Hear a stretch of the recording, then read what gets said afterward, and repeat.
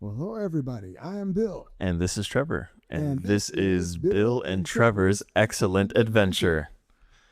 So pick up in John chapter 7. Do you want to read or shall I? Let's go with you and then I'll go after. Okay, so in John chapter 7, verse 1, after these things, Jesus was walking in Galilee, for he was unwilling to walk in Judea because the Jews were seeking to kill him. Mm-hmm.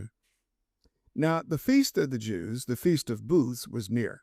I should pause, background for people that don't know. When Moses led the Israelites out of Egypt, they had to live in tents. And the Old Testament word that really meant tents sometimes got translated as tabernacle, sometimes got translated as booth. Most people reading booth today are thinking about like a toll booth or something like that. It wasn't that kind of a structure. Okay, there you go. Temporary shelter. But the requirement in the Old Testament was you're supposed to remember the Exodus. And you're supposed to remember how God provided for you in the desert. And the way you're supposed to remember this is on a certain time of year, everybody has to go outside and live in these tents, these booths, these temporary shelters. Yep. And it was a big deal, and that's what they're talking about. Mm-hmm. So the Feast of Booths was near.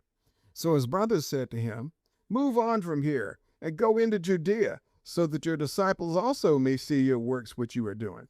For no one does anything in secret when he himself is striving to be known publicly. If you're doing these things, show yourself to the world." For not even his brothers believed in him. Let's talk about that for a moment. Who do you think about that? You know, when it's interesting because you can see the heart of the people. They want Jesus to be known. They want more people to come to know Jesus. But then you can also see that Jesus is just, he sits there and this probably isn't the first time he's heard it. In fact, I'm pretty sure it 100% isn't. But he's just like, yeah, guys, I know, but it's not my time yet. And then they probably hear this answer all the time. Well, you're getting down to verse 6, but I'm not there yet. Oh, you're definitely not. Yes. No, I want you to comment on what God said in the first 4 verses. Oh. For not even his brothers believed in him. Well, well, then that's another part I did skip over.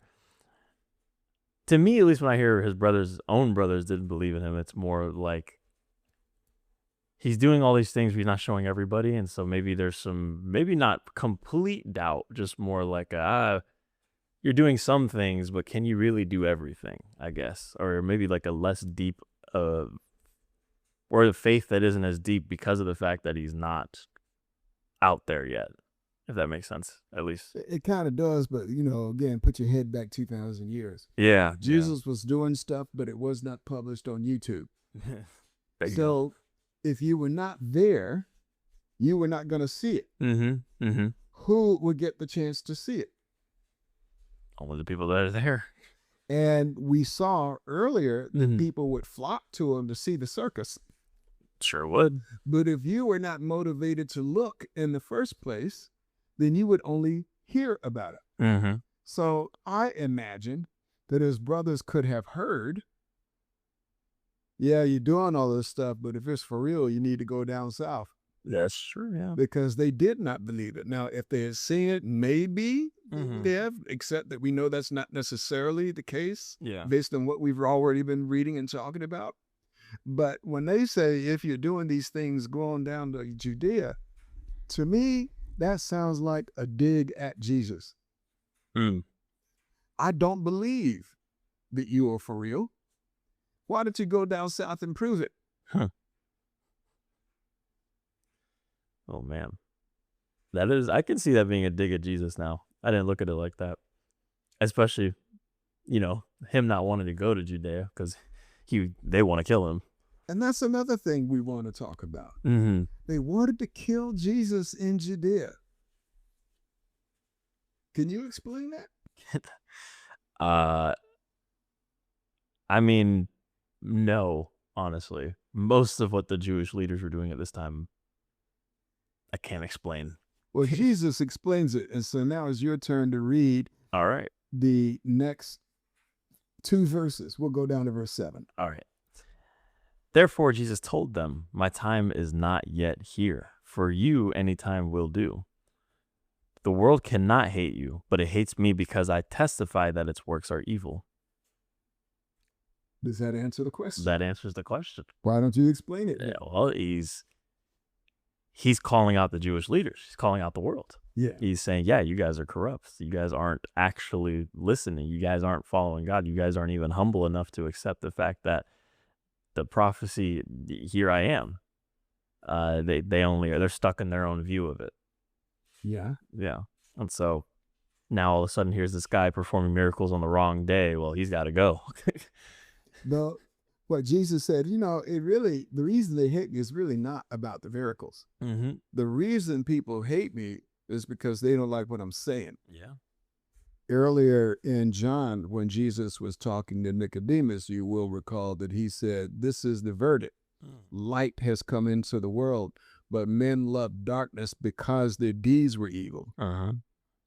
It's not about the miracles. It's about what are you going to do about what Jesus has to say. Yeah. And what some people were going to do was kill him. Yeah. Shut the man up. Then we don't have to deal with what he's saying. Wow. That's an extreme response. It's an extreme response, but people who are listening need to understand that's people today. It is, yeah. They will shut Jesus up, Mm-hmm. figuratively speaking. Put your hands over your ears. I don't want to hear anybody talk about Jesus. Mm-hmm. Say derogatory things about Jesus without even being informed about what the Bible really says about Jesus. It is very popular in contemporary media for religion always to be ill spoken of. Mm-hmm. You hardly ever see, in fact, I will dare say, I have never seen any piece of fiction where religion or Christianity in particular is ever portrayed in a positive light, except for when it's written by Christians. Yeah. So figuratively, people still do it. Now, to be fair, a lot of people's antagonism towards modern day Christianity has to do with people who were claiming to be Christians but are not acting like it. Yeah. I have a bit of that resentment myself from the pre-Christian days. But I also know that there are a lot of people who simply get angry when they get confronted. And so if somebody is listening to this series looking for a rational basis for faith, I mean, that's what we advertise. Yeah. Then a rational basis needs to take into consideration of what's the motivation going on here. Yeah. All right, now we can keep reading. Okay. So, starting verse 8.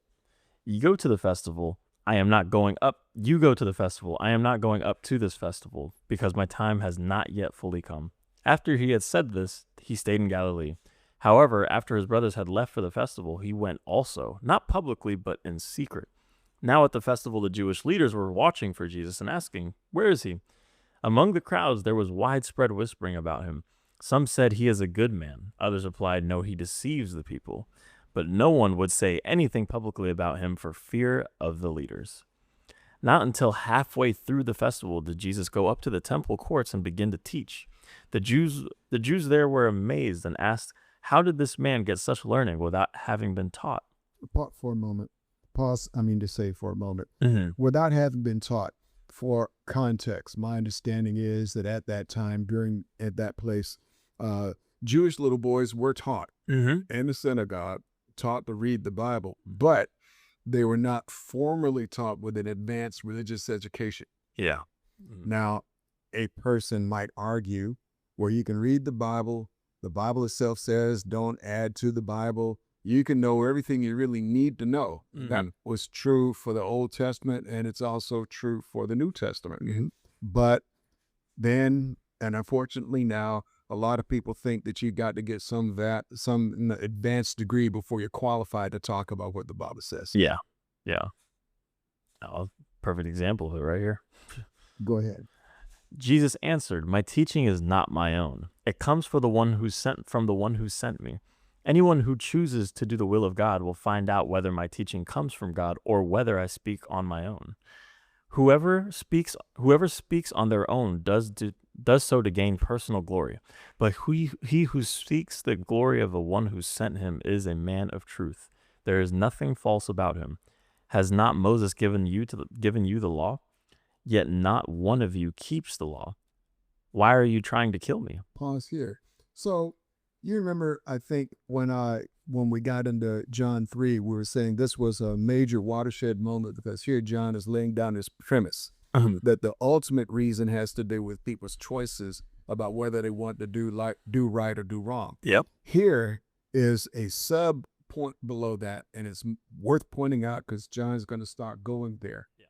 He says in verse 17, if anyone is willing to do his will, he will know about the teaching, whether it is of God or I am speaking for myself. Mm-hmm. You understand what he's saying here? What is he saying?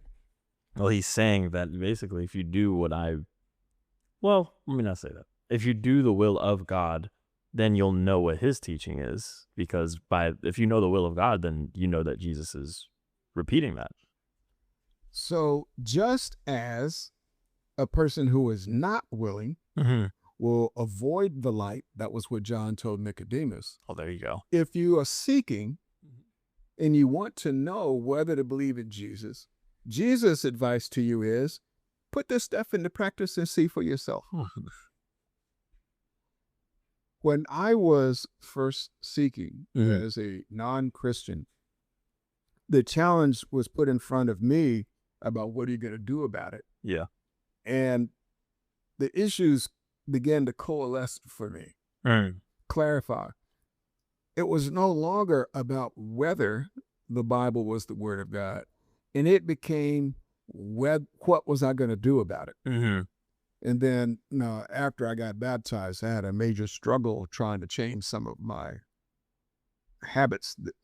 Over the course of that first year, I discovered the most shocking thing I had ever imagined. Nobody had told me to expect this. I thought that if I'm going to become a Christian, I'm going to give up everything I'd ever done to have a good time. And I was not looking forward to it. Yeah. It was going to be a boring, gray, drudgery life, no fun anymore. I mean, I was really not looking forward to that. Yeah. Yeah. And discovered within a few months, I think it maybe took me 6 to 9 months before suddenly it hit me. And I can remember the moment when it hit me. It was like a bolt of lightning out of the blue. When suddenly I realized the more I obey what I read in the Bible, the happier I am. That was the farthest thing in the world from what I thought I was getting into. Yeah. And the funny thing for me is it had nothing to do with what was going on around me at the time. I was actually in church supposed to be listening to the preacher, but this is not what the preacher was talking about. It was a dating devotional for young single men. It just suddenly hit me. It says, dang, who knew? Who knew? And this is Jesus' point. He said, look, if anybody is willing to do God's will, he'll know whether I spoke from myself. The best proof about Jesus is not from the miracles. It is what you experience when you start obeying what he taught. Yeah. Yeah. I think that's probably a good place to stop, and we'll pick up next time. Yeah. Sounds good. For now, I am Trevor. And I am Bill. And this has been Bill and Trevor's Excellent Adventure.